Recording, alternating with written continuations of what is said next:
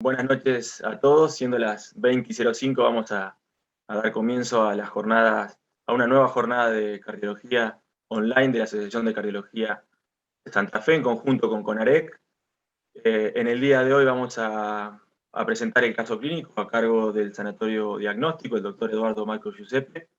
Nos va a hablar de infarto agudo de miocardio con elevación de LCT, vascularización completa o de vaso culpable, ese es el interrogante. Tenemos como panel de invitados, de expertos, la presencia del doctor Alejandro Meguiño, es cardiólogo clínico del Instituto Cardiovascular de Rosario, es vocal de la Sociedad de Cardiología de Rosario y miembro del Comité de Cardiopatía Isquémica de la FAC. También con nosotros la doctora María Cecilia Lichieri, es especialista en clínica médica, cardiología y cardioangiología, intervencionista de los sanatorios Mayo, Diagnóstico y Americano, aquí de Santa Fe. Y el doctor Rodrigo Carrión, médico cardiólogo, coordinador de las unidades coronarias del Sanatorio Americano y Mayo, fellowship de la carrera de cardioangiología intervencionista del CASI. Muchas gracias por la participación y por dar el presente. Antes de dar comienzo a la jornada, quería recordarles que la semana próxima, el viernes 3 de septiembre, vamos a celebrar el cuarto simposio regional de cardiología organizado por la asociación, así que están todos invitados y invitamos a que se inscriban para poder participar del mismo. Además, decirles que la próxima reunión científica será el mes próximo, el día jueves 30 de septiembre, y con eso les doy la bienvenida a los expertos y a Eduardo para que nos presente el caso. Recuerden que la charla está siendo grabada y que va a quedar en el canal de YouTube de la asociación, y les pedimos por favor que mantengan los micrófonos apagados. Vemos el caso y luego abrimos micrófonos para el debate. Muchas gracias.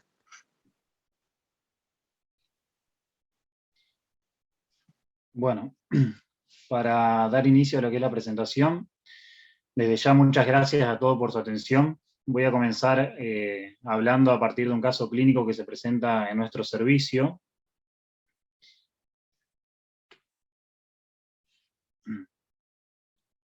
El mismo se trata de una paciente femenina de 60 años, como antecedentes patológicos, refiere tabaquismo, diabetes e hipertensión arterial, con escasos controles médicos y escasa adherencia a lo que es el tratamiento médico. Como medicación habitual solo refiere la toma de telmisartán 80 miligramos día. Ella consulta por lo que es un dolor centrotorácico de tipo opresivo, de una semana de evolución, desencadenado ante mínimos esfuerzos, que en las últimas horas progresa en intensidad y duración, lo cual motiva a la consulta sin síntomas vasovagales asociados. Al ingreso, con respecto a sus signos vitales, se constatan valores de hipertensión arterial en 150-90 milímetros de mercurio, el resto de los parámetros vitales dentro de parámetros normales. Con respecto a lo que es el examen físico, los ruidos cardíacos eran normofonéticos, sin la presencia de soplos, sin la presencia de tercer ruido, con buena entrada bilateral de aire, con rales bivasales por auscultación, sin presentar ingurgitación yugular ni tampoco edemas en miembros inferiores. Se realiza lo que es un electrocardiograma al ingreso, en el cual podemos ver un ritmo sinusal con supradesnivel de lo que es el segmento ST, en lo que son las derivaciones de 1 a BL y B2 a B5, con infradesnivel del segmento en cara inferior, por lo que se interpreta el cuadro inicial como un síndrome coronario agudo con elevación del segmento ST anterolateral. Con respecto a lo que es el esquema de tratamiento inicial, se realiza carga con doble antiagregación, utilizando aspirina y prasugrel, tratamiento vasodilatador y diurético, tratamiento anticoagulante, y por considerar el tiempo de evolución de lo que es el cuadro clínico al ingreso, sin mejoría en cuanto a la sintomatología y en cuanto a lo que son los hallazgos electrocardiográficos, se decide, a pesar de lo que es el tratamiento médico instaurado, se decide solicitar cinecoronariografía de urgencia. Se da aviso a lo que es el servicio de hemodinamia. En ese corto periodo de tiempo obtenemos lo que es la radiografía de tórax de la paciente, en la cual podemos evidenciar una placa congestiva con redistribución de flujo hacia ambos vértices de los campos pulmonares. Con respecto a lo que es el laboratorio de ingreso, los valores de hemoglobina y hematocrito dentro de parámetros normales, con 10.000 glóbulos blancos, plaquetas dentro de valores normales, con hiperglucemia por laboratorio central. Con respecto a lo que es su función renal, conservada, normal, una leve hipocalemia en cuanto a lo que es el ionograma, y el primer juego de enzimas, obteniendo lo que es la enzima CPK con su fracción MB, siendo un valor significativo de 73. En esta primera imagen podemos ver una proyección oblicua derecha en la cual se cateteriza lo que es la coronaria derecha, evidenciando una lesión severa en lo que es su tercio proximal, y una lesión que inicialmente se considera moderada en su tercio medio. Posteriormente, en esta imagen oblicua anterior derecha, podemos evidenciar lo que es la cateterización de lo que es el tronco de la coronaria izquierda, con la inyección de material de contraste, donde vemos lo que es la arteria ascendente anterior ocluida. Se pasa lo que es una guía intracoronaria, la cual logra franquear lo que es la lesión, se posiciona a nivel distal. Se realiza lo que es la colocación de un balón 2.0 por 20 sobre lo que es la lesión. Se dilata el mismo. Se realiza lo que es una angiografía de control, en la cual vemos la descendente anterior permeable, con una imagen residual donde previamente veíamos lo que es la lesión, por lo que se decide realizar la colocación de un stent 2.5 por 29 sobre la lesión previamente vista. Posteriormente se realiza una nueva angiografía de control, en la cual vemos una lesión severa posterior a lo que es el stent previamente colocado, por lo que se decide realizar una colocación de un segundo stent telescopado a dicha lesión, 2.5 por 19. En las próximas imágenes vemos lo que es el stent dilatado, y una imagen final en la cual vemos un flujo final TIMI-2. Se realiza lo que es un electrocardiograma posterior a la angioplastia primaria, en la cual lo que podemos ver es un descenso del segmento ST en aproximadamente un 50% en lo que es la cara anterolateral, con normalización del mismo en lo que es la cara inferior.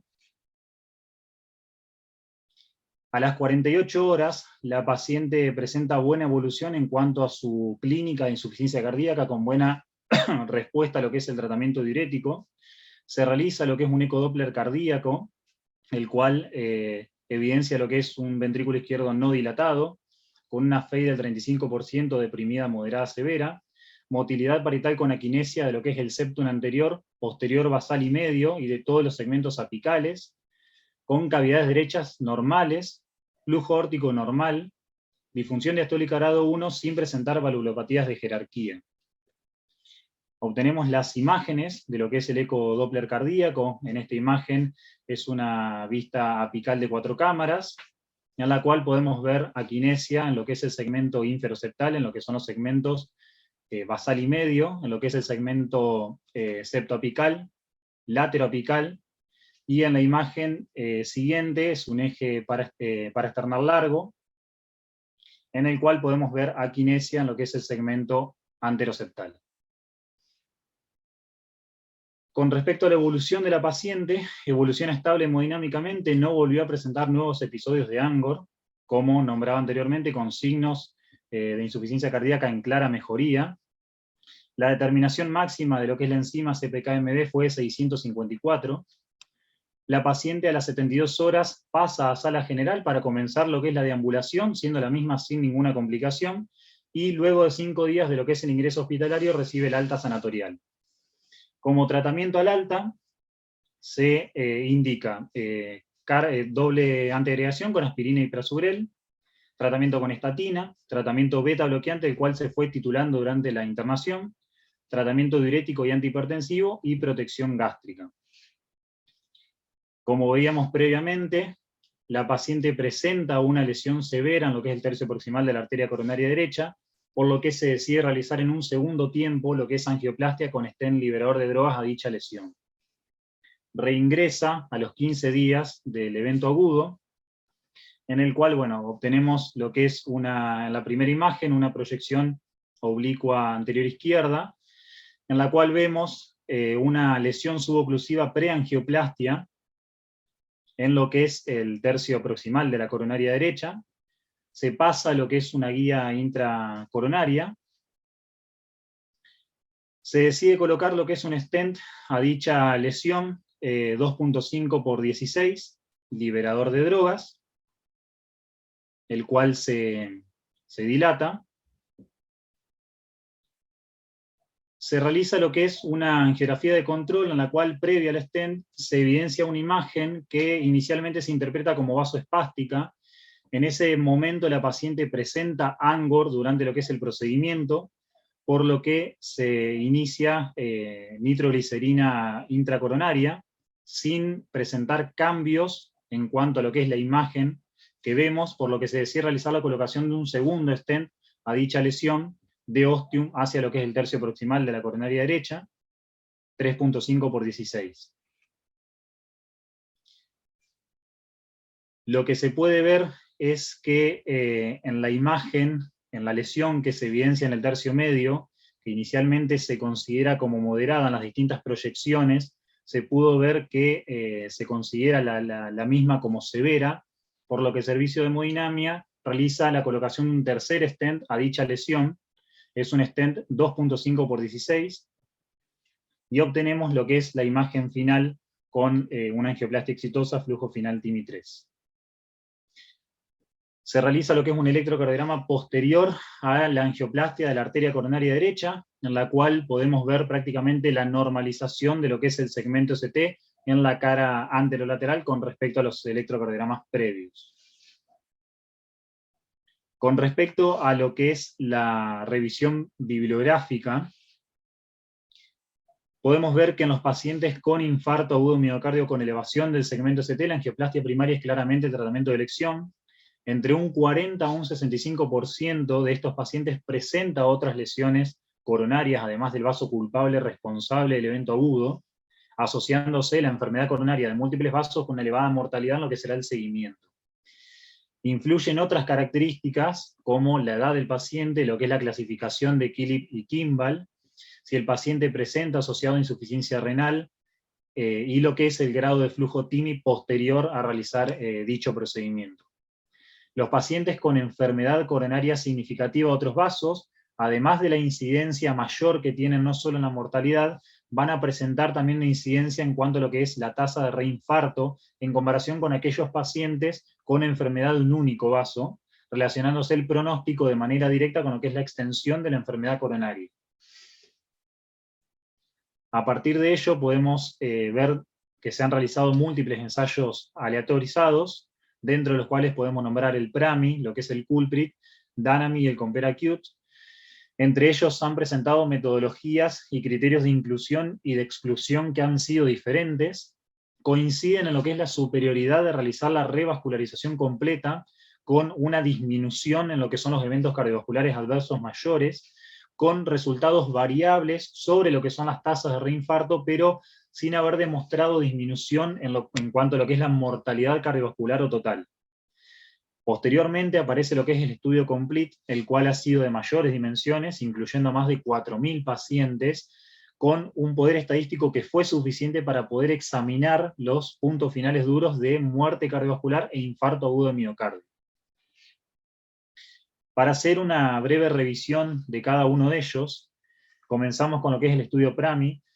Fue un estudio que incluye a 465 pacientes, de los cuales 231 fueron asignados a revascularización del vaso culpable, y 234 asignados a lo que es la revascularización de múltiples vasos, siendo este estudio el único que realizó lo que es la angioplastia de los vasos no culpables durante lo que es el procedimiento inicial. Se incluyeron pacientes con lesiones coronarias de al menos un 50% luego de haber tratado la arteria responsable del infarto.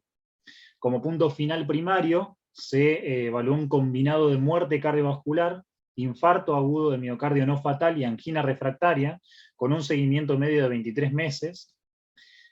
donde se ha visto que fue significativamente menor en el grupo que recibió revascularización de múltiples vasos, en un 9%, al compararlo con los pacientes que solo fueron revascularizados al vaso culpable, con valores estadísticamente significativos.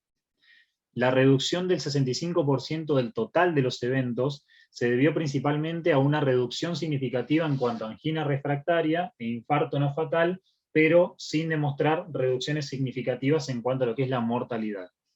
Este estudio tuvo una particularidad que fue suspendido prematuramente por las diferencias claramente a favor del grupo que recibió revascularización de múltiples vasos.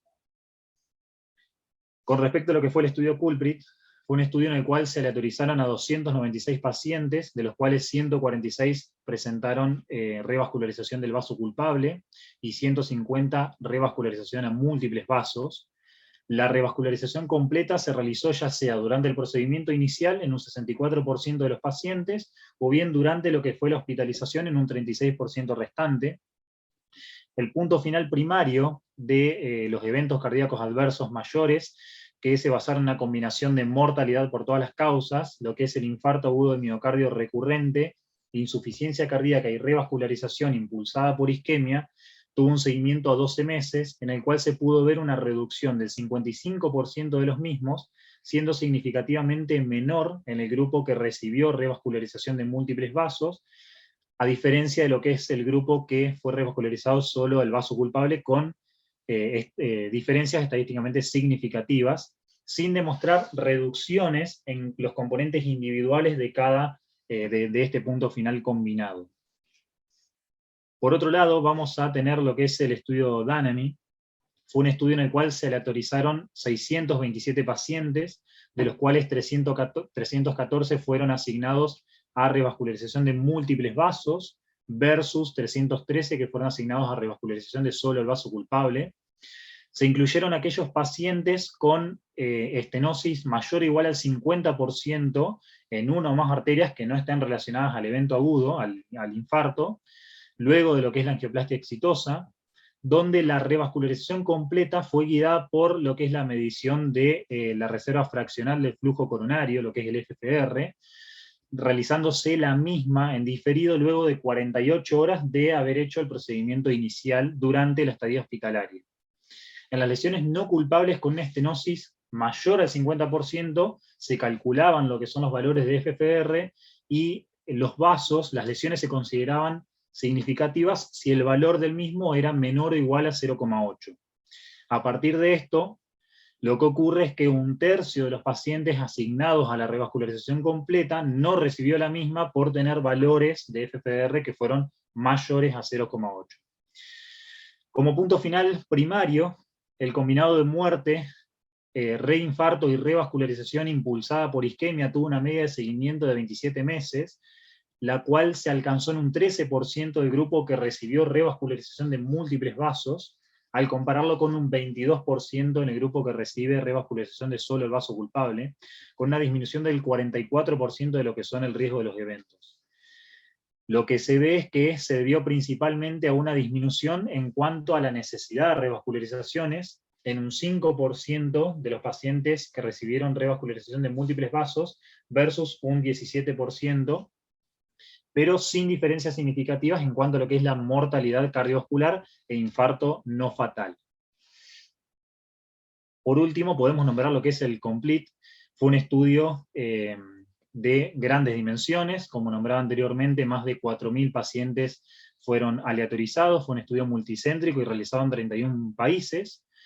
Lo que compara es la estrategia de revascularizar múltiples vasos de manera diferida, versus lo que es la revascularización de vaso culpable en pacientes con infarto agudo de miocardio con elevación del segmento ST y enfermedad de múltiples vasos, siendo diseñado este estudio principalmente para evaluar una reducción en la mortalidad cardiovascular e infarto a favor de revascularización de múltiples vasos. Este fue un estudio en el cual cada uno de las revascularizaciones de los vasos no culpables se realizó en diferido, no realizándose durante lo que es el procedimiento inicial. Se incluyen pacientes con lesiones coronarias no culpables con al menos un 70% de estenosis, o bien lo que es el uso de FFR, con una medición del mismo, menor o igual a 0,8 en aquellos pacientes que presenten lesiones entre un 50 a un 59%. Se aleatorizaron hasta las 72 horas luego de realizar lo que es el procedimiento percutáneo inicial con una relación 1 a 1. El tratamiento de las lesiones no culpables se podía realizar o bien durante lo que es la internación, luego de tratar el vaso culpable, o bien durante lo que es el egreso hospitalario con un máximo de hasta 45 días. Entre las características que podemos nombrar de este estudio, la gran mayoría de los pacientes fueron hombres, en un 80%, el 77% presentaba solo una lesión adicional además del vaso culpable, y la media de la estenosis fue de un 80%. Tuvo una mediana de seguimiento de 3 años, el punto final combinado de muerte cardiovascular e infarto se produjo en un 7,8% en el grupo que recibe revascularización de múltiples vasos, en comparación con un 10,5% de los pacientes que reciben solo revascularización del vaso culpable, con valores estadísticamente significativos, a expensas de lo que es una reducción del número de infartos, pero sin demostrar diferencias en cuanto a la mortalidad cardiovascular. Como punto final secundario, se evalúa un combinado de mortalidad cardiovascular, infarto y revascularización, el cual fue de un 8,9% en el grupo que recibe revascularización de múltiples vasos, versus un 16,7% en los pacientes que reciben revascularización de solo el vaso culpable, con valores estadísticamente significativos. Y en cuanto a lo que es el requerimiento de la revascularización, en el grupo de múltiples vasos se redujo el riesgo a la mitad en comparación con el resto de los pacientes. Lo que se pudo ver es que el resultado no fue afectado según el momento en el que se realiza la angioplastia del vaso no culpable, ya sea durante la internación, con una media de un día luego de lo que es la angioplastia primaria, o bien luego del alta con una media de 23 días luego de realizar lo que es la misma. Con respecto al riesgo de los eventos adversos, se incluyeron en el mismo accidente cerebrovascular, hemorragia grave y falla renal aguda, lesión renal aguda, con valores similares entre ambos grupos. Como limitaciones se puede considerar algunas de ellas, que fue un estudio en el cual el diseño fue abierto, con entrecruzamiento entre ambos grupos. No se evalúa, como comentaba anteriormente, lo que es la estrategia de revascularización de múltiples vasos durante el procedimiento percutáneo inicial, y se consideraban que eran pacientes de menor riesgo. A pesar de que se demostró un beneficio en lo que es el punto final combinado de muerte cardiovascular e infarto a favor del grupo que recibe revascularización de múltiples vasos, no se vio reflejado el mismo en lo que es una disminución del riesgo de mortalidad cardiovascular. Para hacer una breve revisión en cuanto a qué es lo que nos dicen las guías, podemos nombrar inicialmente lo que es la guía europea en cuanto al tratamiento de infarto agudo de miocardio con elevación del segmento ST, en la cual se considera revascularizar sistemáticamente las lesiones en lo que son las arterias no responsables del infarto, previo al alta hospitalaria de los pacientes que se presentan con infarto con elevación y enfermedad de múltiples vasos, esto como clase 2A y nivel de evidencia A. Con respecto a lo que es la Sociedad Argentina de Cardiología, recomienda también como clase 2A y nivel de evidencia A que en pacientes en ausencia de shock cardiogénico se debe considerar lo que es la angioplastia de lesiones no causales o no responsables del evento agudo en pacientes que se encuentren estables, siempre que sean graves, es decir, con una lesión mayor al 70% por estimación visual, o bien mediante el uso de FFR con valores menores o iguales a 0,8, o bien en todo caso isquemia demostrada por estudios funcionales, luego de tratar exitosamente lo que es la arteria responsable del infarto, en especial si presentan características ya sea de severidad o bien de inestabilidad de la placa. La angioplastia debería ser realizada con preferencia en el mismo momento. Para pasar un poco a lo que es la discusión de qué es lo que podemos decir a partir de esta breve revisión, a pesar de los resultados beneficiosos de los ensayos aleatorizados a favor de revascularizar a los pacientes de los vasos no culpables de manera completa en aquellos que se presentan con infarto agudo con elevación del segmento ST, persiste lo que es el debate sobre el tema, Algunas críticas que se realizan es, por un lado, la heterogeneidad que presentan los ensayos, con respecto también a lo que son sus resultados, la falta de poder de la mayoría para poder demostrar un beneficio en lo que son los puntos finales duros de mortalidad y reinfarto, el tamaño de las muestras de los mismos fue generalmente pequeños hasta que se desarrolla lo que es el estudio complete, y el momento en el cual se realiza la angioplastia del vaso no culpable difiere entre cada uno de los ensayos que veíamos anteriormente. También con respecto a los criterios para la revascularización de los vasos no culpables, hubo diferencias en cada uno de los mismos. Por ejemplo, en cuanto a la evaluación angiográfica, en el estudio PRAMI se considera pacientes que presenten lesiones iguales o mayores al 50% de estenosis, mayores o iguales al 70% de estenosis en lo que es el estudio culprit o complete, y según lo que es el uso del FFR, en lo que es el DANAMI y en lo que es el Compare Acute. Lo que se puede determinar es que a pesar de la heterogeneidad que presentan estos estudios en cuanto a lo que nombraba anteriormente y en cuanto a lo que son los puntos finales, de manera global los ensayos clínicos han demostrado cierta superioridad a favor de realizar lo que es la revascularización completa en pacientes que se presentan con infarto agudo con elevación del segmento ST. Como interrogantes, lo que podemos plantear es cuál es el método más adecuado para poder determinar la gravedad de una lesión no culpable, si es la revascularización completa sistemática la estrategia de elección en estos pacientes, y por otro lado, cuál es el momento de elección para poder llevar a cabo la revascularización de lo que son las lesiones no culpables. Muchas gracias. Muy bien, Eduardo, muchas gracias y felicitaciones por tu paso. Abriste la verdad que una puerta que la vemos a diario, las coronarias, el paciente con supra y con más de un vaso. Invitamos a los expertos invitados a que, bueno, nos hagan sus aportes, que respondan a algunos de los interrogantes que planteas, Eduardo, y obviamente nuevos interrogantes que surjan a partir del caso y a partir de la revisión, y invitamos también al auditorio que quieran hacer preguntas para que se debate. Adelante. Hola, ¿puedo ir yo? Sí, Alejandro, por favor. ¿Sí?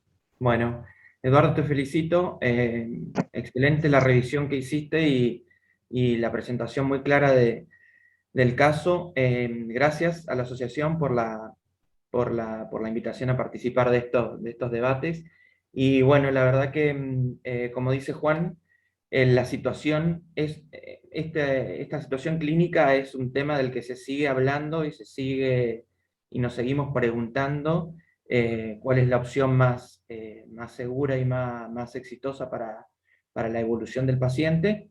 Y cuando las cosas son blanco o negro, me parece que es más fácil tomar la decisión que cuando tenemos esos pacientes grises, donde hay que determinar bien el grado de lesión, el número de vasos culpables y cuál es la estrategia más aconsejable para resolverla. Esta es una paciente no de alto riesgo, sino de muy alto riesgo, que desarrolló un infarto agudo de miocardio con muchas complicaciones y situaciones de mal pronóstico, insuficiencia cardíaca, deterioró la fracción de eyección, etc. Es diabética, tiene muchos factores de riesgo, así que bueno, está como más claro, digamos, que esta conducta que se tomó fue la más aconsejable para esta paciente en particular. En cuanto a la revisión, excelente que hiciste. Como concluís, al final los resultados y la evidencia sigue siendo débil y tiene sus detalles cuestionables. Sin duda, el culprit y el complete quizás son los que más vinieron a aportar un poco más de claridad, digamos, a la hora de la toma de decisiones. Sin duda que hay que optar por definir bien el grado de severidad de la estenosis de las arterias culpables, elegir un método que hasta ahora sigue siendo el FFR el recomendado y el elegido, digamos, a pesar de que, bueno, en el Flower MI que se presentó en el Congreso americano, volvió a no dar significancia estadística la revascularización guiada por FFR en vasos no culpables post-infarto agudo de miocardio. Pero todavía sigue siendo para mí el método de elección y el recurso que tenemos a la hora de tomar una decisión. Tu segunda pregunta, si tiene que ser una estrategia de rutina, me parece que no, sistemática de elección me parece que no es un dogma, digamos, y no se tiene que tomar así, sino analizar caso por caso y personalizar la estrategia que elijamos de acuerdo al paciente. Y el mejor momento para la revascularización me parece que se puede hacer en forma diferida, como se hizo en la mayoría de los estudios y la evidencia que hay. Y bueno, nada, me parece que se va a seguir hablando sobre este tema y no va a quedar ahí, vamos a seguir analizando cuál es la estrategia más aconsejable.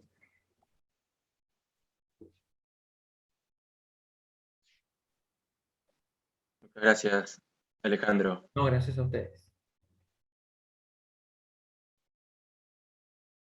María Cecilia. Sí, justo está, bueno, Edu, felicitaciones por la presentación. Primero, fuiste muy claro, muy buena la recopilación de la información y la transmisión de la información hacia nosotros.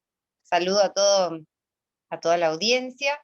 Yo comparto con el doctor, con el colega, nada hay que automatizar, ninguna actitud médica hay que hacerla automatizada. Todas las guías aparte hay que adecuarlas a la realidad también que uno vive. Eso siempre yo lo planteo, porque por un lado no protocolizar todo, es decir, se trata toda lesión severa previo al alta o diferido, se trata absolutamente todo, pero también pensar que el paciente es es un paciente, no es un número que forma parte de un estudio. Y el paciente cuando después post-infarto se reinterna por angina y entonces uno lo tiene que reestudiar porque no sabe si lo que hubo fue compromiso del vaso que inicialmente era el vaso culpable o de las otras lesiones severas. Eso también es una situación que no es agradable para nadie, ni para el hemodinamista, ni para el paciente, ni para los familiares. Entonces, muchas veces el diferido a nosotros, por lo menos en hemodinamia, nos gusta que sea también previo al alta. Que en eso las diferencias en los días no dieron, o sea, diferencias en cuanto a si se hacía antes del alta o sea, de la internación por el infarto o a los 45 días. Habitualmente, nosotros nos gusta realizarlo así, porque aparte, como siempre digo, hay que adecuar todo eso a la población que tiene cada grupo, y nosotros nos toca a veces vivir y trabajar con una población que tiene baja adherencia a los tratamientos, a las consultas, a las reinternaciones. Entonces, todo eso es lo que yo creo que sí, no hay que automatizar nada, hay que adecuar cada paciente y en eso tomar las conductas. Pero habitualmente es lo que nosotros estamos haciendo en casi todos los centros, es revascularizamos los vasos secundarios con lesiones severas, siempre lesiones mayores del 70%, si tuviéramos el FFR se utiliza, pero si no, lesiones moderadas nosotros no estamos revascularizando, y habitualmente en lo ideal, obviamente es que no medie insuficiencia renal, insuficiencia cardíaca, idealmente dentro de previo al alta hospitalario. No sé qué querían, si quieren hacer alguna pregunta a lo que yo estaba diciendo. Rodrigo, ¿algún aporte que quieras hacernos? ¿Qué tal? Buenas noches a todos. La verdad que bueno, me queda poco para aportar entre la revisión del EDU, lo que dijeron Cecilia y el doctor. Lo único por ahí como para destacar un poco de lo que fue el caso fue verla cómo en poco tiempo hubo progresión de esa placa en la coronaria derecha proximal, lo cual obviamente también nos apoya un poco al tema de la revascularización completa justamente de todas las lesiones. En cuanto a los tiempos y de lo de sistematizar, obviamente estamos de acuerdo en que no, porque cada paciente, sobre todo nosotros que por ahí trabajamos con muchos pacientes con PAMI, son pacientes más complejos, falla renal, y muchas comorbilidades asociadas, y además por ahí de las calcificaciones que uno puede ver también en muchas de las otras arterias, que bueno, justamente, y el tema justamente del tratamiento escalonado también nos ayuda a planear, dejar que por ahí, como decimos nosotros, que le haga un poco el riñón de contraste, que mejore del evento agudo del paciente, y en base a eso también planear nosotros una estrategia más acorde, un stent más acorde también, porque obviamente estamos con los bancos de stent, tamaños, stent con drogas, stent convencionales, entonces por ahí hacerlo escalonado previo al alta nos ayuda por ahí a usar stent con drogas, que es lo que más nos indican las guías. Pero después, por lo demás, no hay mucho más para agregar de lo que dijo Eduardo. Yo tengo un par de preguntas para hacerles, un poco teniendo en cuenta esta paciente puntualmente, que la derecha, como dijo Rodrigo, parecía una lesión crítica, verdaderamente, y si no mal recuerdo, la paciente se va de alta y vuelve de manera diferida a hacerse la derecha. Un poco para quienes hacen hemodinamia, para Rodrigo y Cecilia, si hay alguna característica desde el ojo del hemodinamista que tenemos que tener en cuenta a la hora de tomar una conducta de revascularización completa y definir la revascularización estando en internación, en sala general, pero que no se vaya del ámbito de nuestro sanatorio, de nuestro hospital. Un poco la opinión de ellos, de ustedes como hemodinamistas, ¿qué tenemos que considerar los criterios clínicos a la hora de tomar esa conducta antes de mandarlo a casa? Yo creo que hay parámetros imagenológicos en hemodinamia que hacen interpretar de que el tipo de lesión sea una lesión aguda, o sea, una placa complicada, un accidente de placa, versus una lesión severa, crónica, de larga data. La imagen de la coronaria derecha impresionaba claramente que era una lesión crónica, o sea, severa, crónica. Seguramente cualquier estudio funcional le hubiera dado que era significativa, o sea, que generaba isquemia, porque aparte una coronaria derecha difusamente enferma, pero habitualmente los parámetros que nosotros usamos es ese tipo de imágenes, por ejemplo, de accidentes de placas, las placas habitualmente excéntricas, con anfractuosidades, o que son lesiones inhomogéneas, nos hacen pensar más en procesos de accidentes de placa que de placa crónica. Pero por eso, y esto también entra dentro de lo que cada profesional elige, a mí, si la condición clínica del paciente lo permite, me gusta angioplastiar antes del alta, el vaso que no fue culpable del infarto.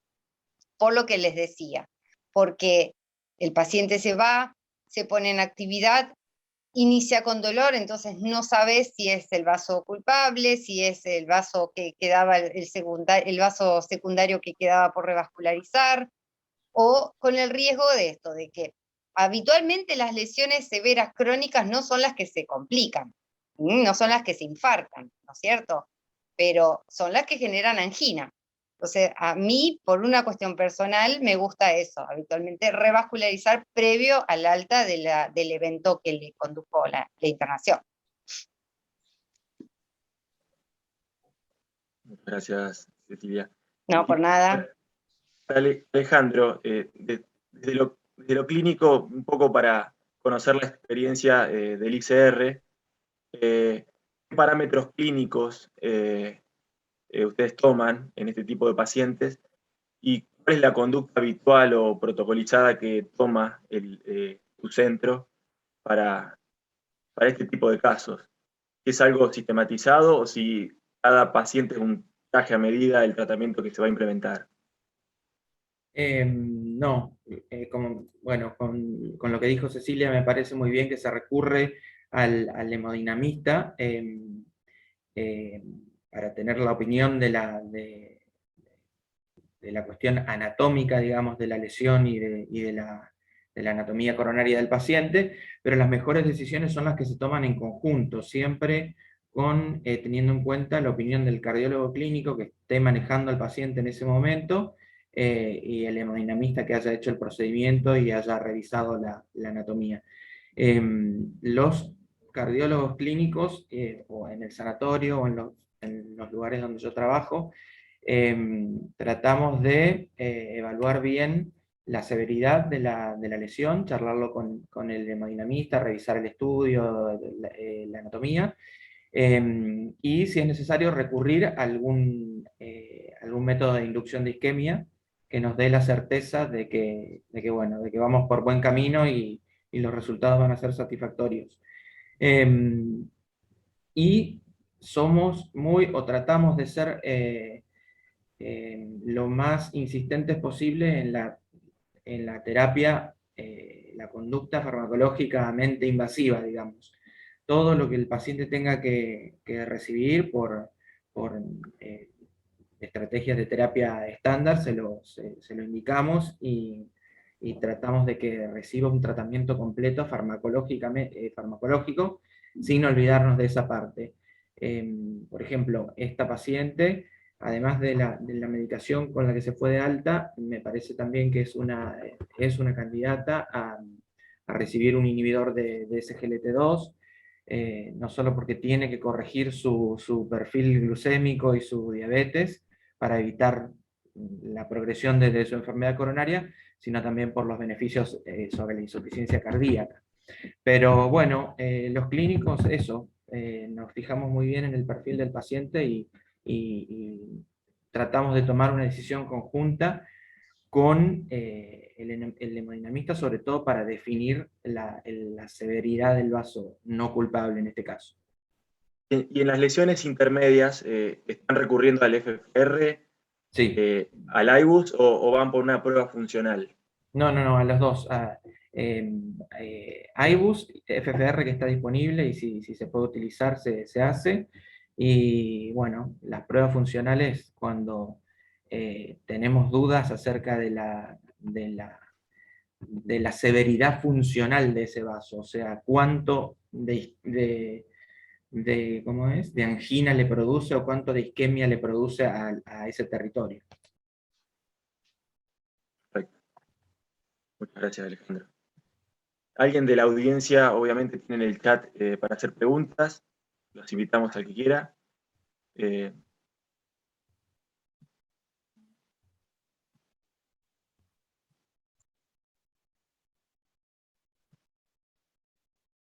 La paciente, ¿cómo siguió, Eduardo? La paciente en lo que es el posterior a la revascularización de la arteria coronaria derecha, la verdad es que se hizo mucho hincapié en cuanto a lo que es la adherencia al tratamiento médico, que como comentaba al ingreso, era muy escasa. Se insistió en cuanto también a lo que son los controles médicos, y en el seguimiento al alta, la verdad es que hubo un cambio en esa conducta con respecto a ella, y no volvió a presentar episodios de angor ni de angina. Bien. Bueno, si no hay preguntas, no sé si alguno de los invitados quiere hacer algún otro aporte.